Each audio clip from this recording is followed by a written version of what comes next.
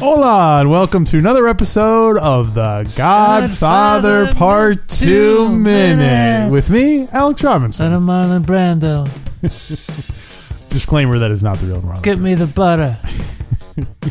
We should do an episode where I interview you as Marlon Brando. Oh, yeah.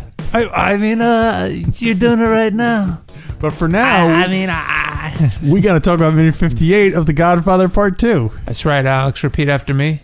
E minuto. Numero 58. Oh, boy. 58. Yeah, you got it. 58. 58. You got it. All right. Yeah. That means 58. 58? In Italian.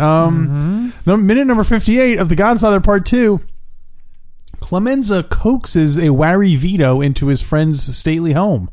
Once inside the marvelous mansion, Clemenza entreats the anxious Vito to help him move a small table off of the enormous rug on the floor. The ornate Victorian cedar table has 4 legs and is covered in a red fringed fabric, as well as an ornate lamp and 5 gilded picture frames, commemorating important moments in the life of Clemenza's generous friend. That's how it is. Wow, what a summary. I wanted to get to this podcast sometime this month. Well, I figure if Puzo didn't address it, I would at least try to do a. I didn't include anything about giant vaginas in it, but I was trying to do my best Marlon Brando, my best Mario Puzo. Clemenza coaxes his friend Vito into the. It should be narrated by read by Marlon Brando. I wonder if you strung all of your minute summaries together. And read it in Marlon Brando's voice, if it would work as a story. Yeah, I wonder. It would be interesting to see how much of it you can. I do that with the for each episode I do a different title card for each episode with a frame from the movie, so you can kind of follow the movie just by watching the frames and maybe reading the descriptions. That would be kind of a fun thing. My old age, I'll go back in every episode and I'll copy just the summaries. I'll string them all together and overlay them onto the video cards. I like that you're implying that at some point this will all be done. This podcast. I thought you were going to say that. I think it's funny that you don't think you're in your old age yet. Oh yeah, that too. That too, right? Funny papers. So you write a summary, and that's me? What you say. I just did write a summary. I know, but I always do one too for the posting and the coding of the MP3s and all the tech stuff. And mine, interestingly, yours focused on the rug in the room. Yeah. Although he just barely starts to roll the rug at the very end of this minute. Well, but he does start. They do move the table. They move the table. Yeah. So. I never said they moved the rug. Oh, you didn't? I just said he asks him to help him move a small table off of the enormous rug on the floor. That's right. You focused on the action of moving the table. I focused on, here it is. Clemenza reaffirms that they are in the house of his friend.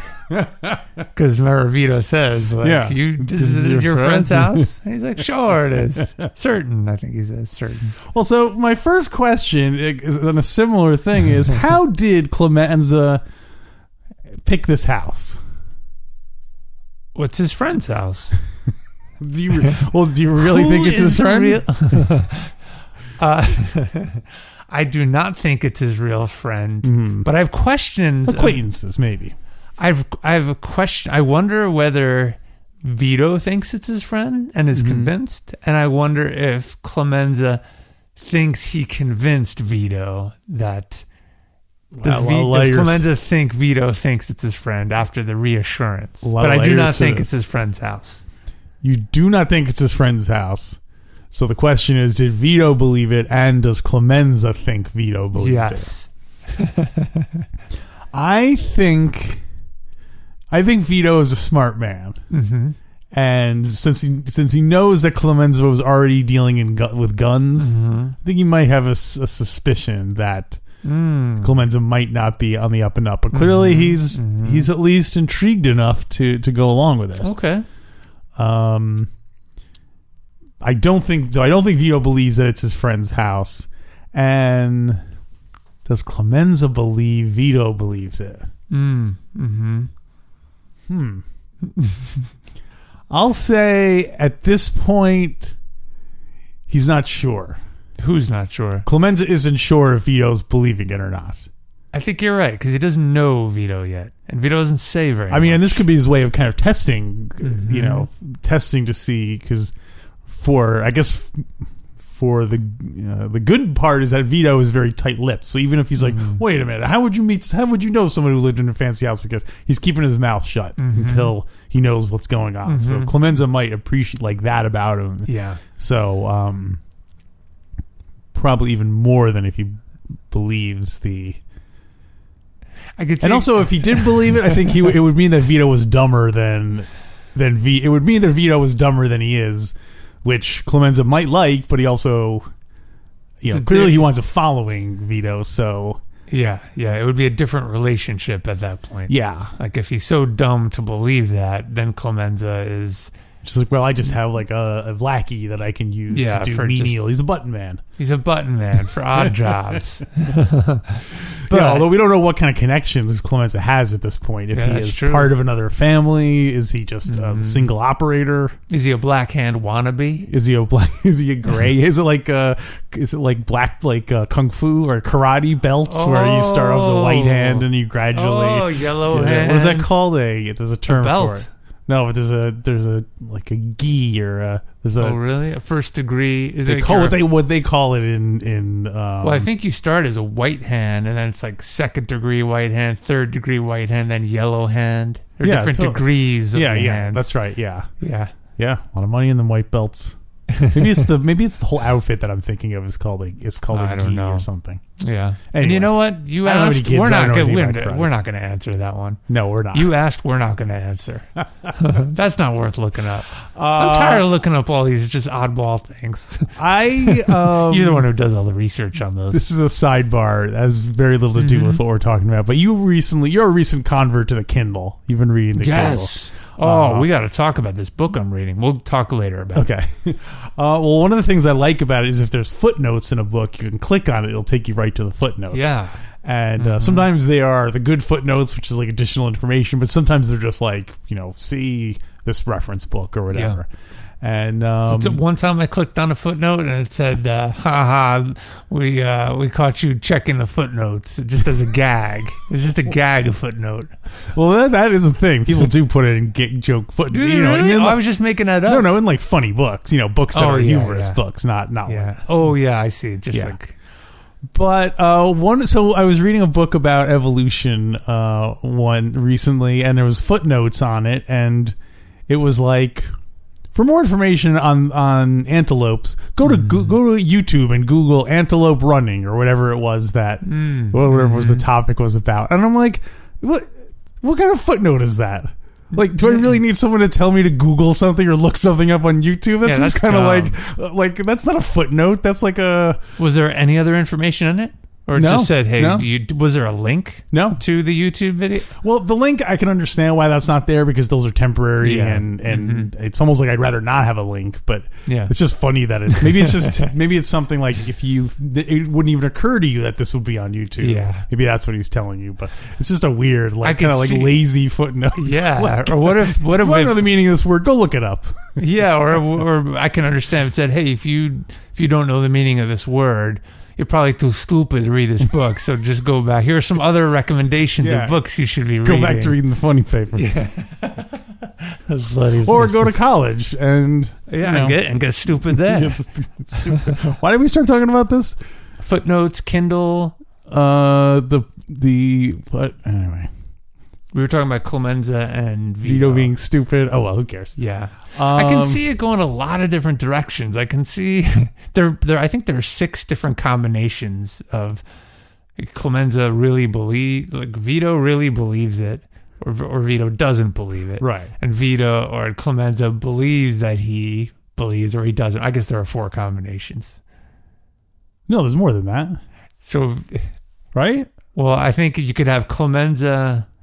There's at least 6 combinations because you can have, even if Clemenza is solitary, there's 2 different answers with that. So if you Clemenza either believes or does not believe that Vito believes it. Yes. So that's like 2 paths, and in each of those paths, Vito either believes it or doesn't believe it.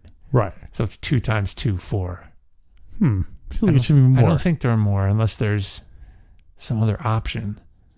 Yeah, I guess that makes sense because I'm trying to think of the funniest one. The funniest one is Vito believes it, and Clemenza doesn't think he believes it. You're right. I knew it was this in guy, there. he's too smart. He's too clever. Go on in, Vito. I guess the other funny one is if Vito doesn't believe it, and Clemenza does believe. Like Clemenza is so in love with his own fiction that he really believes that that Vito's buying the story, even though it's like so obviously fake. Oh, that's great. That's really funny. And it really could be any of those. Yeah. I don't know if we ever find out. I think what's most realistic is that neither of them believe, but they both make it seem that they believe for convenience. Yeah, or for propriety's sake. How can either of them believe it? Clemenza just broke in, basically. Well, it's his friend. He forgot the key. Yeah, that's true. Yeah, some friend didn't even leave the key for. You think it's Tessio's house? It's Barzini's house. Oh. That's how this whole thing got started. After all, we're not locksmiths.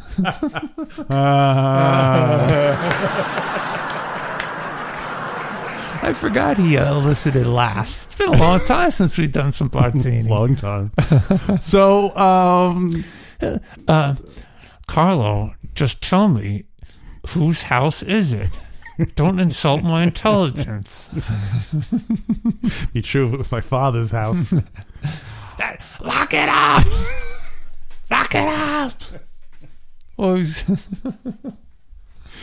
So what else you got? Well, so do you think? How did Clemenza pick this house? Oh, that's right. That's how we got started. That was the question.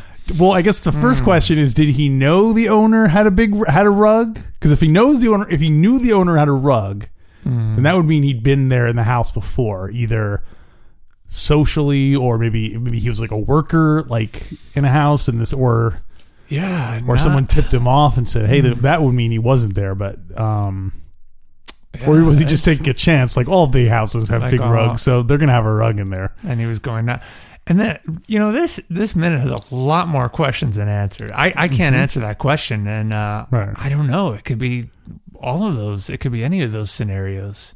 Well, the other weird thing is that we'll get to it, but he only takes the rug. Yeah. So that's what makes it extra weird, is that if Vito didn't, would he have still... Yeah, maybe if he had gotten in there and there wasn't a rug, maybe Clemenza would have been, Vito. Yeah, he would have come up with some excuse. Oh, Vito, let's say rug. I meant chandelier. Yeah, here it is. It's right up there. The nerve of this friend. He took the rug. He was supposed to leave it for us. The funny thing about rug and chandelier is that a chandelier is like the opposite. It's like on the ceiling as opposed to the floor. So it's a stupid. Well, I was thinking the most ridiculous thing to carry out. A sofa. A sofa, or like a hutch with a bunch of china in it. It's like, moving. And then, of course, Finucci's waiting outside to wet his beak. I want some china.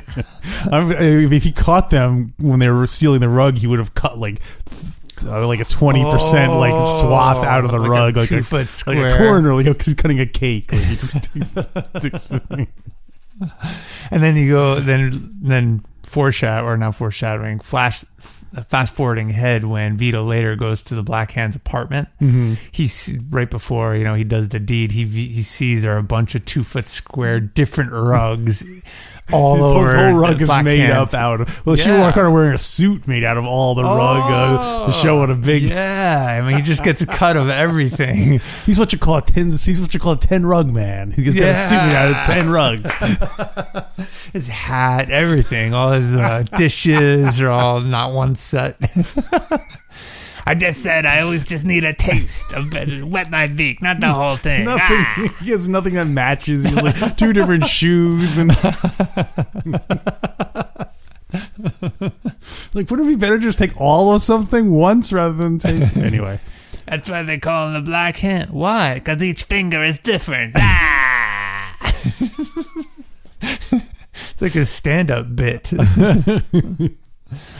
Oh, so to get to answer your question, how do you think Clemenza chose the house? Huh. I think he just went for it. He saw a nice house. It's probably a nice neighborhood, section of the neighborhood. But what's strange about it, what's interesting about it to me is that it's only for Vito. Like, Clemenza does not benefit personally from robbing the place. So It's not like he is luring Vito as an accomplice to help him. Mm-hmm. Mm-hmm. It's like he's testing or trying to get Vito's loyalty more than anything else. Yeah. Does the book have any explanation for how they met or anything?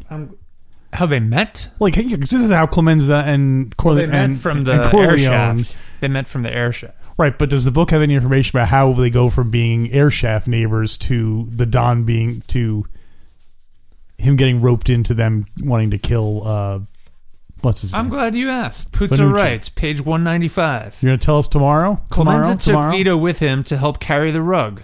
Clemenza led Vito to an apartment house with 2 marble pillars and a white marble stoop. He used a key to open the door, and they were inside a plush apartment. Wow, so book Clemenza might really be robbing his friend. Well, and Clemenza, yeah, exactly. He has the key. Yeah. I mean, but keys back then were probably... Oh, yeah. You could probably... They're probably... I don't know. I'm assuming that one key could open multiple locks. Maybe not, though. Or it was just easy. Skeleton key. Puzo writes, Clemenza grunted, "Go on the other side of the room and help me roll it up." And that's all end there. But there's no other previous information. All the other stuff, nothing. Nothing about that. Yeah. So I assume the rest of the part about the book, the rest of the part we saw in the movie was not different than the book. Correct. That's Vito right. was just walking down the street. Clemenza came up to him and said, "Hey, let's be friends." And yeah, and they met in the coffee shop and they talked about the rug and all that. Yeah, it's strange. My question is, so in the movie, Clemenza knocks on the door. Yeah. You were gesturing. That's like a woodpecker. Come on, take 2. Clemenza goes to the apartment, knocks on the door.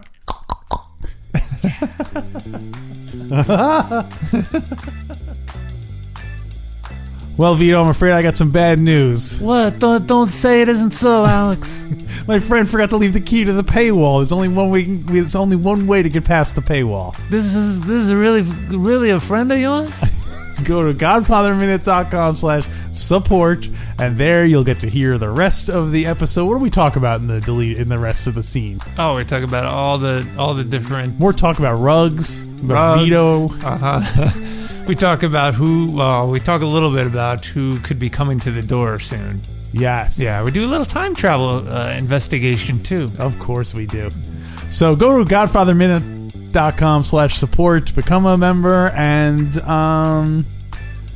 then we'll listen again on Monday, Tuesday, or Thursday.